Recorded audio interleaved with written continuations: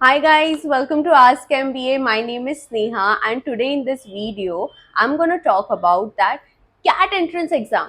बहुत सारे स्टूडेंट्स हैं, बहुत सारे क्वेश्चंस आते हैं माइंड में कि कैट जो एंट्रेंस एग्जाम है ये हमें देना ही नहीं है। उसके बहुत सारे इन्होंने दिमाग में आप लोगों ने डाल रखे हैं चीजें कि कैट एंट्रेंस एग्जाम तो देना नहीं है, फीस जो है आईएम्स की बहुत ज्यादा है, मैं मुंबई में ही हूँ, मैं महाराष्ट्र से एमबीए करना चाहता हूँ तो मुझे कैट एंट्रेंस एग्जाम देनी ही नहीं है। मैं क्यों जाऊँ किसी और शहर में या किसी और स्टेट में और जाके एमबीए करूँ। प्लस दूसरी एक और चीज आ जाती है कि मॉम डैड कभी कभी ये सिनारियो भी काफी ज्यादा आता है कि यार 20 लाख रुपए डालने हैं एमबीए करने के लिए। 20 लाख रुपए पता है कितने होते हैं? क्या होगा इतना डाल के? उससे अच्छा यहीं से कहीं से एमबीए कर ले। एमबीए करना है ना, आगे जाके तुझे पोस्ट ग्रेजुएशन ही करना है, ये आपने ऑप्शन रखा हुआ है आपके लिए। तो गाइस ऐसा नहीं है। मैं ये सारे क्वेश्चंस का आपको एंड तक अगर आप ये वीडियो देखोगे तो आपको समझ में आ जाएगा कि क्यों कैट एंट्रेंस एग्जाम इजियर है, क्यों फीस ज्यादा है, क्या बेनिफिट है इतने ज्यादा फीस इन्वेस्ट करने का, क्योंकि एमबीए जो है ना वो एक इन्वेस्टमेंट है। तो ये आपको समझना बहुत ज्यादा जरूरी है। तो सबसे पहला मिथ कि कैट एंट्रेंस एग्जाम क्यों नहीं देनी है, सॉरी, कैट एंट्रेंस एग्जाम क्यों नहीं देनी है, तो पहली तो चीज आती है कि डिफिकल्ट एंट्रेंस एग्जाम है। तो गाइज कोई भी एंट्रेंस एग्जाम या कोई भी अगर आप पोस्ट ग्रेजुएशन के लिए जाना चाहते हो तो एंट्रेंस एग्जाम देनी पड़ती है। अभी बहुत सारे एंट्रेंस एग्जाम है, सीईटी हो गया, स्नैप हो गया, एनमैट हो गया, सीमैट हो गया। सारे जो एग्जाम्स है वो सारे एमबीए के लिए, सबका जो पेपर पैटर्न है वो अलग है। किसी में नेगेटिव मार्किंग है तो किसी में क्वेश्चन ज्यादा है और टाइम कम है। तो गाइस कैट जो एंट्रेंस एग्जाम है वो भी इसी तरीके का है। आप क्यों ऐसा दिमाग में डाल के रखते हो कि यार कैट डिफिकल्ट है, कैट डिफिकल्ट है? सिलेबस तो सेम है ना यार। सिलेबस में आपको पढ़ना क्या है? आपको आता है मैथ्स जो हम कॉन्ट बोलते हैं, वर्बल जो इंग्लिश है, और लॉजिकल रीजनिंग जो आपका एप्टीट्यूड है। यही तो पढ़ना है, चाहे आप सीईटी के लिए पढ़ो, कैट के लिए पढ़ो, स्नैप के लिए पढ़ो या एनमैट के लिए पढ़ो। सारे एंट्रेंस एग्जाम का तो बेस तो यही है। तो कहाँ से डिफिकल्टी लेवल आ गई यार?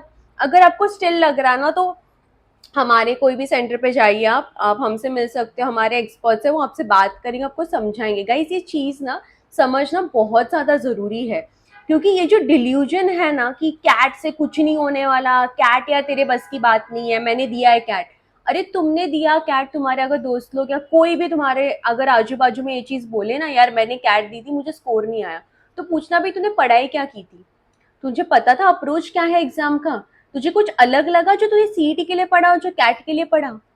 तो गाइज ये सारे क्वेश्चंस और जो ये सारी चीजें जो दिमाग में है ना, इन सब का आंसर आना काफी ज्यादा जरूरी है। बिकॉज कैट एंट्रेंस एग्जाम काफी ज्यादा सिस्टमैटिक है। इसके थ्रू जितने भी आप कॉलेजेस टारगेट करते हो ना वो सिर्फ आईएम्स नहीं होते हैं। तो सबसे पहली चीज ये दिमाग से निकाल दीजिए कि सिर्फ आईएम्स कैट से टारगेट हो रहे हैं। ठीक है वो तो है, बट उसके अलावा भी बहुत सारे कॉलेजेस है जो टॉप कॉलेजेस है एमबीए के लिए, वो भी कैट का स्कोर लेते हैं। तो आप कैट के थ्रू सिर्फ और सिर्फ आईएम्स के लिए नहीं जा रहे हो, आप बाकी कॉलेजेस के लिए भी अप्लाई कर सकते हो। इन केस अगर आपको आपका स्टेट छोड़ के किधर और नहीं जाना है, अगर आप मुंबई में हो तो मुंबई के भी बहुत सारे कॉलेजेस हैं जो कैट के थ्रू जाते हैं, सिर्फ आईएम्स नहीं है। I hope this information is making sense. अगर नहीं है तो प्लीज कमेंट करो and we will answer those questions. ठीक है। दूसरी चीज, आईएम्स के फीस बहुत ज्यादा है। 20 लाख है, 25 लाख है, काफी ज्यादा है। अगर हम घर वालों को बोलेंगे कि इतना ज्यादा लोन लेके हमें एमबीए करना है तो भाई हो गया, तूने आज तक क्या ही किया है, तू इतना लेके भी क्या ही करेगा। जिसको पता है well and good, they know what is it and what is not. But ये वीडियो उन लोगों के लिए जिनको ये डिल्यूजन है दिमाग में कि यार मैं 20 लाख रुपए अगर मुझे कोई दे देना मैं तो भाई कुछ ट्रिप विप करके आ जाओ या किधर चला जाओ, मैं इन्वेस्ट करके अपना खुद का बिजनेस चालू कर दूं। ये चीजें आती है दिमाग में। तो गाइस सॉरी, थोड़ा सा आवाज आ रहा है वीडियो के बीच में, I know horn and all. Actually I am in Pune branch right now and there is this signal FC road पे, अगर आपको पता है पूना में, तो there it is and there is lot of horn, there is just outside the window there is this signal, main road पे है। तो इसके लिए तो प्लीज थोड़ा सा बेयर कर लो। तो जैसे मैं बोल रही थी कि जो आपका एमबीए के जो आईएम्स के जो फीस है ना गाइस, वो ज़्यादा लगते हैं, है वो ज़्यादा। मैं आपको जस्टिफाई नहीं कर रही हूँ कि 20 लाख रुपए बहुत ही कम अमाउंट होती है, या 18 लाख रुपए ये बहुत ही मिनिमल अमाउंट है यार, अभी पढ़ा है जाके दे दिया और एमबीए कर लिया। तो गाइस एमबीए का मतलब सबसे पहले तो वो है कि आपको इन्वेस्टमेंट तो करना ही होगा। अगर आप अच्छे कॉलेज से करना चाहते हो तो आपको इन्वेस्टमेंट लगेगा, बट आईएम्स और जो टॉप कॉलेजेस रहते हैं ना, उसका रिटर्न या जो प्लेसमेंट आपको लगती है ना, वो भी उतनी ही है। और वो इस चीज का गारंटी देते हैं कि अगर मैं 20 लाख रुपए या 25 या 18 लाख रुपए किसी आईएम में डाल रही हूँ, दैट मीन्स बिफोर मेरे 2 साल जब तक मेरे खत्म नहीं हो रहे एमबीए के, उसके पहले मुझे प्लेसमेंट लग रही है और मुझे पता चल रहा है कि यार मेरा एवरेज नहीं नहीं बोल के तो भी एटलीस्ट 18 लाख मिनिमम है ही है, आपको एक अच्छे कंपनी में अच्छे डेजिग्नेशन में मिल ही रहा है। उससे भी ज्यादा होता है लिटरली। आईएम्स और टॉप कॉलेजेस के जो पैकेजेस रहते हैं ना, वो 30 40 50 लाख तक जाते हैं। तो गाइस ये चीज को समझना कभी कभी काफी डिफिकल्ट होता है, क्योंकि अमाउंट ज्यादा बड़ी है। तो इसे मत सोचिए, take it in a good sense and see the returns, see where your career would be taking you after you guys would be investing not only for the placements but also for the groom, जो आपको वो college करने वाला है, grooming session, जिस तरीके से आप में जो डेवलपमेंट आता है as a person, that is the value of MBA. तो आप ये चीज समझिए। और दूसरी चीज, सॉरी तीसरी चीज, कि जो कॉलेजेस के मैंने आपको फीस बताए जो है 20 लाख और 10 लाख से, चलो कोई भी कॉलेज अगर टॉप कॉलेज अच्छा खासा कॉलेज है जो आपको प्लेसमेंट दे रहा है, उसकी फीस ही इतनी है, 10 लाख से स्टार्टिंग है या 20 25 लाख तक जा रही है। तो आपको वो जो अमाउंट है ना, वो आपको पूरा एकदम नहीं पे करना है। अगर आपके पास उतना बैलेंस नहीं है या पैसे नहीं है, तो सिंपल सी चीज है, आपको लेना होता है लोन।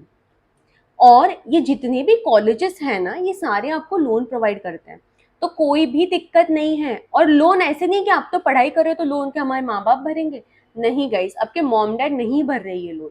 आप खुद पे, आप अपने आप से वो लोन ले रहे हैं आपके ऊपर, और आपके जो गार्डियन या जो there has to be someone who takes the loan का जो है बैकअप, जैसे लेते हैं जिनको हम रखते हैं कि हाँ ये he will be the guarantee करके, तो वो आपके पेरेंट्स बन सकते हैं। तो आपका जो ईएमआई है, मतलब आप कब से भरोगे, आप तो एमबीए कर रहे हो तो पैसे तो माँ बाप को भरने, ऐसा तो है? ऐसा नहीं है। आपका जब प्लेसमेंट हो जाएगा, जब आपको जॉब आपके हाथों में होगी, आपके पास ऑफर लेटर होगा, उसके बाद आपका ईएमआई स्टार्ट होगा। और उसमें भी अलग अलग ऑप्शंस है, अलग अलग बैंक्स के। तो 2 साल का एमबीए कर लिया, आपके हाथ में आ गया, अपॉइंटमेंट अपने स्टार्ट कर दी, आपकी लाइफ जो जॉब की जो जर्नी है, कॉर्पोरेट वर्ल्ड या जो भी कुछ आप करना चाहते हैं, या जिस किसी कंपनी में आप लगते हो, ठीक है।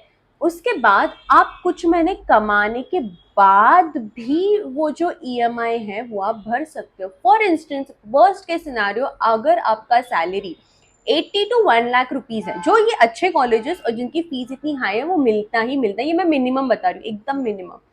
तो आप उसका हाफ आपके पास रखिए, आप आपकी सेविंग्स कीजिए, आप आपके लिए मॉम डैड के लिए कीजिए चीज़ें, अपने डिज़ायर्स पूरे कीजिए। बाकी का जो 50% है ईएमआई में डाल दीजिए, प्लान कीजिए हर एक चीज़, और वो आराम से हो जाएगी। 1 2 साल जॉब एक्सपीरियंस लेके या 3 साल बाद इन द सेम कंपनी, आप जो टैग लेके चल रहे हैं एमबीए का, वो कॉलेज का टैग, प्लस आपका जो डेजिग्नेशन और जो कॉर्पोरेट वर्ल्ड में या जिस किसी कंपनी का नाम आपके साथ जुड़ा हुआ है, उसके बाद जब आप आगे जाएंगे, मतलब आप एमबीए होने के बाद, जॉब लगने के बाद, अगर आपका सैलरी समझो ऑन एन एवरेज अगर 15 लाख का पैकेज आपको ईयरली पड़ गया, जब आप आगे जाओगे उससे ज्यादा ही होगा, और उससे और भी ज्यादा होता जाएगा आपके experience and the way you will be working. तो गाइज ये सारी चीजें आपको कंसिडर करनी चाहिए, एंड फिर एग्जाम के बारे में सोचना चाहिए। ये मैं बताना चाहती थी क्योंकि ये काफी ज्यादा लोगों को नहीं पता है, और लोग यही सोचते हैं कि हमें एमबीए में इतना ज्यादा इन्वेस्टमेंट नहीं करना है। आई होप कि ये वीडियो सेंस बना। ऐसे तो बहुत सारी बातें हैं करने के लिए जो एमबीए के रिगार्डिंग, बहुत सारे मिथ्स है और कैट नहीं देने के रीजंस है, बट अगर आप अभी एंड तक, और 10 मिनट्स का ये ऑलमोस्ट वीडियो बन चुका है, तो अगर आपको ये पसंद आया तो प्लीज़ लाइक, शेयर और सब्सक्राइब कर दीजिए मेरे वीडियो को। एंड अगर आपके दिमाग में अगर इसी तरीके के और भी ख्याल है या डाउट्स है तो प्लीज़ गाइस आप कमेंट कर सकते हो, हम रिप्लाई करते हैं। एंड या तो आप हमारे नंबर्स दिए हुए डिस्क्रिप्शन बॉक्स में, आप उधर भी कनेक्ट कर सकते हैं हमारे पास and will be answering those questions. And the third thing is we are in Thane and also in Pune at FC road, so you can come and meet. तो ये जो व्यू दिख रहा है ये कहीं ना कहीं ये अपना था, ये पुणे आस्क एमबीए का है। तो यहाँ पे मैं मोस्ट प्रॉब्ली मैं यहाँ पे रहती हूँ, तो फिर आप यहाँ पे आ सकते हैं एंड मुझसे मिलके ये सारे डाउट्स क्लियर कर सकते हैं। Thank you so much, bye bye.